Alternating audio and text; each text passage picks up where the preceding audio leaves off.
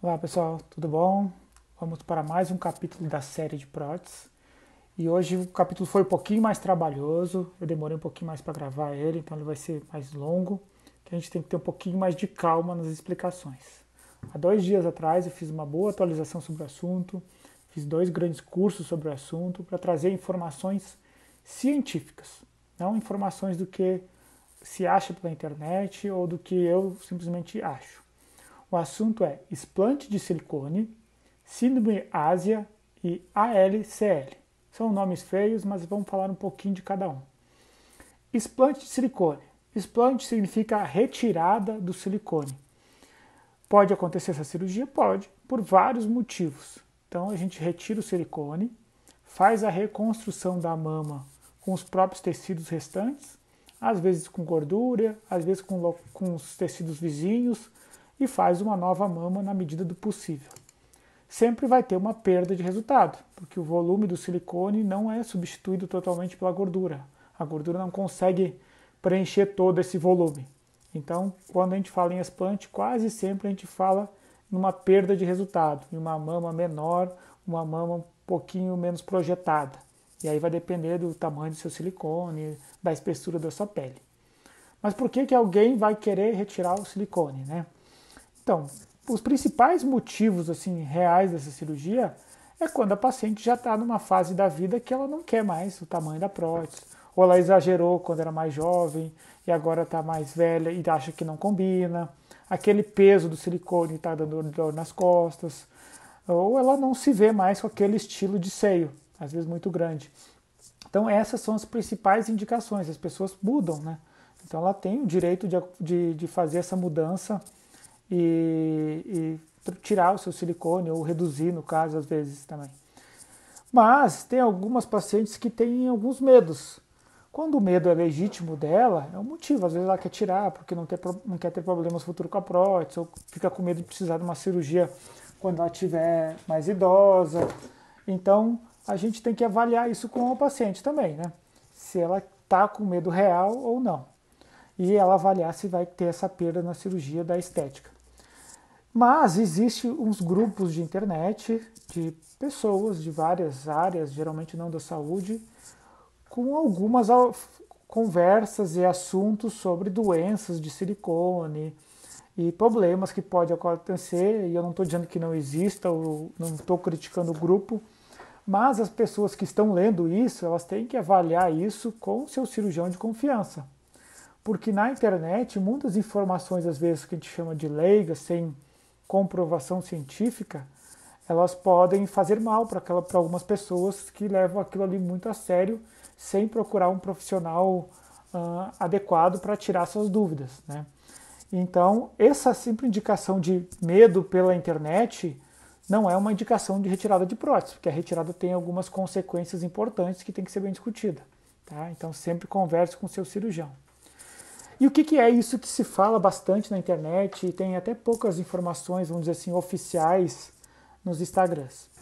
A mais conhecida chama síndrome ásia, que é uma síndrome autoimune induzida por adjuvantes. Não estou dizendo que é silicone, ó, é uma síndrome autoimune induzida por adjuvantes. O que são os adjuvantes? Milhões de coisas. Quais são os principais adjuvantes? A gente tem desodorante com base de alumínio, algumas vacinas, algumas infecções virais que possa a pessoa ter, corpos estranhos. O próprio silicone é um adjuvante? Pode ser.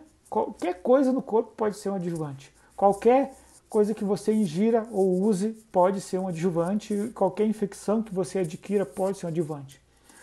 E essa síndrome ela já existe há muito tempo. É uma síndrome bem rara, porque ela é autoimune, então assim, algumas poucas pessoas suscetíveis têm ela, e ela não tem nada a ver com silicone. Tem inclusive uma meta-análise, que é um trabalho reunindo vários trabalhos e estudos científicos, mostrando que o silicone não aumenta a chance de se ter essa síndrome ASI, de ter essa síndrome devido a autoimune induzida por adjuvantes. Então, a pessoa com e sem silicone, ela pode ter essa síndrome. Pode ter uma pessoa que teve silicone e ter assim. Então, não tem um risco maior. Isso é acompanhando o mundo inteiro as documentações dos casos que já existem. Não estou dizendo que o silicone não possa causar uma síndrome autoimune induzida por adjuvante. Eu estou dizendo que ele não aumenta a chance. Você pode ter sim. Se você for uma pessoa muito suscetível, tenha uma doença autoimune, você pode ter essa síndrome por um monte de adjuvantes, inclusive o silicone. Então, uma das coisas que a gente faz nos pacientes é, quem tem doença autoimune, principalmente descontrolada, grave, a gente tenta falar com ele para conversar com o seu reumatologista e ver se pode fazer ou não uma cirurgia com silicone. Geralmente a gente tenta até evitar nesses casos, quando tem uma síndrome autoimune importante que use remédio imunossupressor, porque seu sistema imune pode desenvolver várias outras síndromes. Mas isso aqui é extremamente raro, então a gente não consegue provar essa ligação direta no momento atual, hoje, julho de 2020. Tá? Quais são os principais sintomas dessa síndrome que pode ocasionar? E ela ocasiona por outros motivos. Fraqueza, fadiga crônica, cansaço que a gente chama, né? Distúrbios do sono, depressão, perda de memória, dor muscular, dor articular, febre, boca seca e inúmeros outros sintomas que não são específicos. Inclusive, boa parte das doenças imunológicas, tipo fibromialgia, lúpus, várias outras doenças, podem ter esses sintomas todos. Então, ela é principalmente ligada às doenças autoimunes. Então, a gente tem que conversar bem com os pacientes que isso é um assunto bem delicado e não é de se colocar medo no atual momento. É importante, sim. Tem pacientes que vêm com todos esses sintomas, fez uma investigação com um profissional, um reumatologista, não achou adjuvantes nenhum, e ela pensa em retirar a prótese porque ela acha que pode ter essa ligação. Se ela for bem estudada, se ela for bem investigada, os seus reumatologistas também aconselham, olha, vamos tirar para ver se pode ajudar. Às vezes até por tanto estresse que a paciente já estava tentando, pode ser que sim. Então é uma tentativa, mas ela tem que ser bem planejada, porque a perda da estética é importante, né? Na nossa experiência, a grande maioria dos pacientes que a gente retirou prótese por esses motivos, eles não tiveram melhora dos sintomas. Alguns poucos relatam que teve alguma melhora, vamos dizer, parcial. Principalmente quando a prótese é muito pesada, quando a prótese tinha uma contratura, quando a prótese já estava começando a causar alterações de prótese antiga. Aí ele pode ter alguma melhora. Então, essa é a síndrome ásia que a gente chama, tá? Não estou dizendo que ela é doença do silicone. Muitas pessoas falam, doença do silicone. É uma síndrome ásia que a pessoa está ligando diretamente ao silicone, tá? Pode ser que exista? Talvez sim, mas até hoje a gente não conseguiu uma comprovação científica forte para dizer proíba de colocar silicone. Então, se existisse isso, não tenha dúvida que isso, se tivesse uma dúvida que pudesse causar mal às pessoas, a gente teria que parar de usar e isso seria, todos os órgãos competentes fariam isso logo. Tá? Então é algo extremamente raro. Quem tiver com dúvida, marque uma consulta com seu cirurgião de confiança, com seu reumatologista, para poder fazer todo o detalhamento sobre isso. E cuidado com informações. Tem muita coisa boa na internet, mas também tem que ser balançado com as informações oficiais científicas, né? E mais um assunto que é o ALCL, ou BALCL, que algumas pessoas falam, isso é um câncer de prótese de mama. Não, o que é isso? É um linfoma anaplásico de grandes células.